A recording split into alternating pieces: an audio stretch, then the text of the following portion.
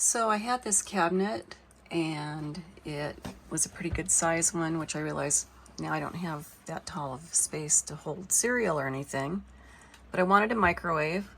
So I took the shelf out that was about right here. I had to cut this away a little bit because there's vents that stick out over here just to get it in. This was just like a $50 or $55 microwave at Walmart. And I had to put a little bit of spacers underneath to get it up high enough that this would clear here. This pin was kind of dragging. But as you can see now, it works just great. And I went under here and drilled a hole for the plug to come down and plug in right here.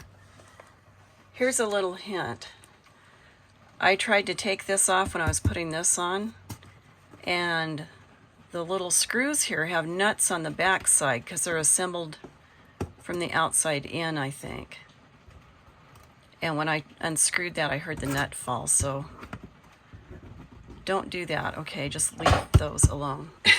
Anyway, so there's the cord, and the nice thing is when I'm not using it, I can just tuck it up and be able to grab it. So there's my microwave. The thing I'm going to do next, I had to take the hinge off and move it up.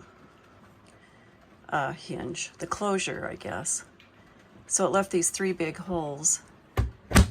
And I actually had a decorative brass thing I was just going to put over that because I was going to leave all this wood tone. And since then I've decided maybe I'll do them white because I replaced the trim back here. It was old yellowed plastic that was cracked.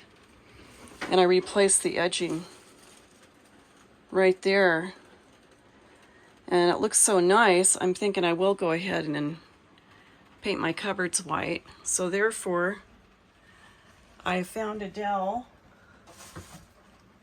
that will work great to plug those holes. And I'll cut it and push it in there and use some caulk to get it all smooth before I paint. But pretty happy with how all that's turning out.